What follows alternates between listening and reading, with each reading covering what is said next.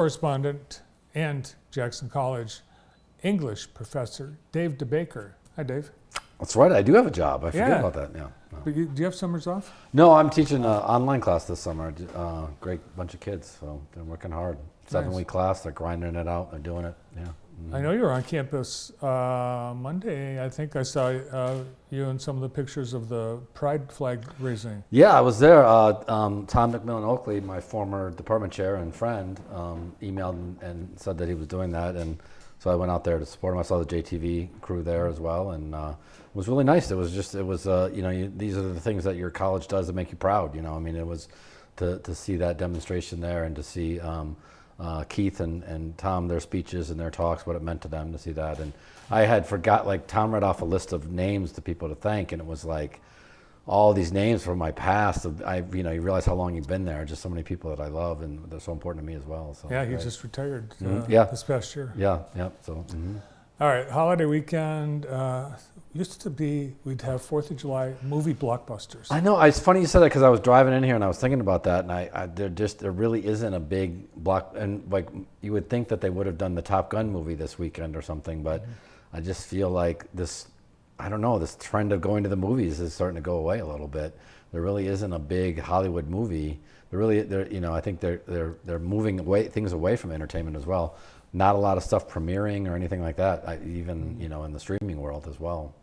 Mm-hmm. I've seen trailers for Jurassic, which it looks like the world ends. It looks like a mess to me.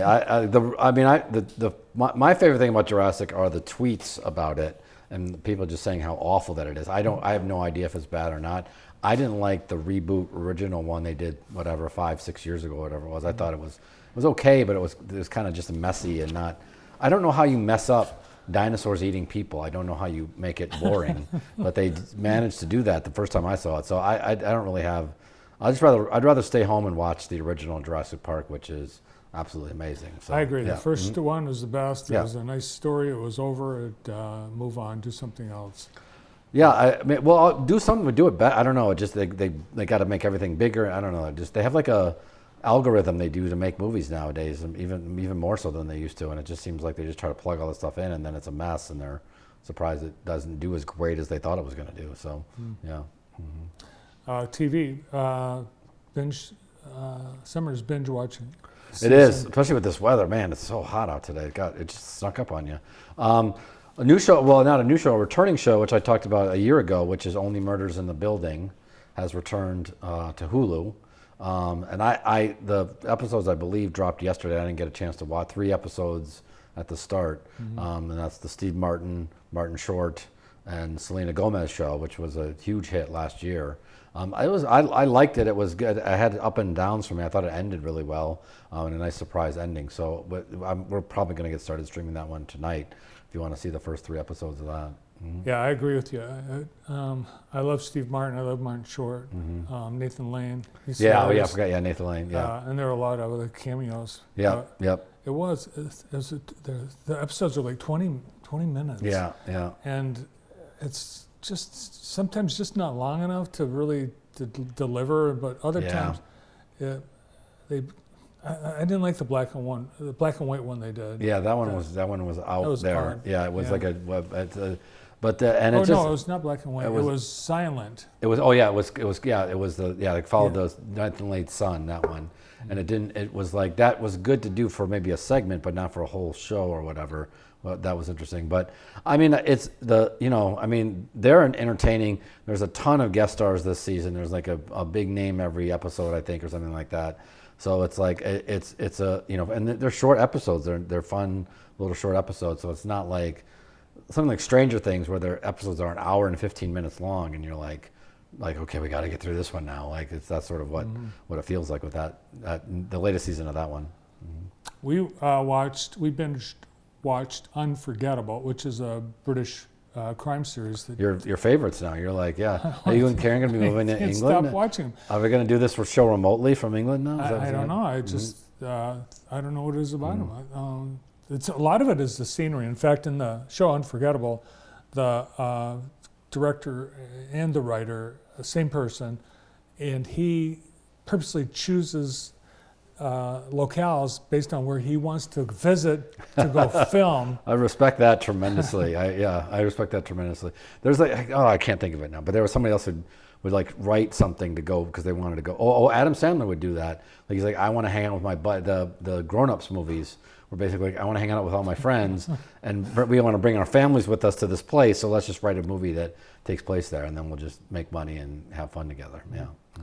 That's how Jackie Gleason did his show. He wanted to vacation to Miami Beach. He said to CBS, "Yep, we're doing the show in Miami Beach." Yeah, yeah, okay, yeah. So where are we gonna go? Where's this show gonna go? Where can we go? Yeah, where do you want to go? You pick. I mean, I don't know. I'd like to go to the Northwest. I've never really been to Oregon or in San Francisco. San Francisco.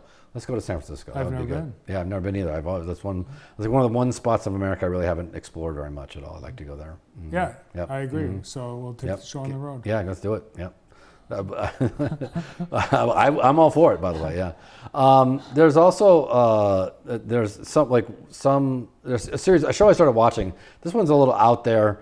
I kept seeing stuff about it. And I was like, well, I'm gonna check it out and see if I like it. And it's called The Boys, and it's on Amazon. And it's about superheroes, but it's very R-rated. It's an R-rated show.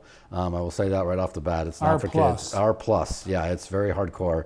The superheroes are all bad people. They're very, very bad, cruel, evil, mean, sexist, like bad guys, and they're just bad people. And that's sort of the premise of the show. It's like it takes place in this world where they're actually, it's like a corporation that the superheroes work for, and it's just like I've watched 3 episodes so far. It's great. There's 3 seasons. Good episodes, short, or they're about an hour, but they go fast. It's a really good show. If you're looking for something that's a little like me, I'm not a big superhero person. You're looking for something where they turn it on its head a little bit. Those are the ones that I kind of like. It's a really good show. Mm-hmm. Yeah, I think so many people for summer miss a lot of sports. It's really just for hardcore sports fans. Yeah. Baseball, and golf, mostly baseball. Yeah, I'm watching a lot of Tiger baseball right now. It's sad, but I'm watching it. I don't know. I growing up as a kid, my dad would have the radio on it over his right shoulder, listening to the Tiger game while reading the paper or watching TV. He would always have it on Ernie Harwell just talking, and like that was all my whole life. And so it's like so now I'm like watching it and having it going around with my son. But there's some good sports here and there. There's no Olympics this year or whatever. But no, there's not. Mm-hmm. If you want to do that right, you got to get a transistor radio. Yep. Go out in the garage. Yep. Mm-hmm. And put it up on the shelf. Yeah. And then tinker while you play the Tigers game. Yeah, that's what. Yeah, that was my whole life growing up. That was what it was. So, but now it's like I was thinking about that. I was like, what would my dad say? You can watch every single game. You can watch every game live. While it's happening. There's no 10 o'clock game on. I was saying to my wife, I was like, these West Coast games would end and you wouldn't know what the score was. Like the paper wouldn't have it the next day. You'd get the Citizen Pat and it wouldn't be in there. So, that was how it used to be. But I'm such an old man now. I'm just become that guy. We didn't know things. Yeah, we didn't know things. We didn't know things instantly. So yeah.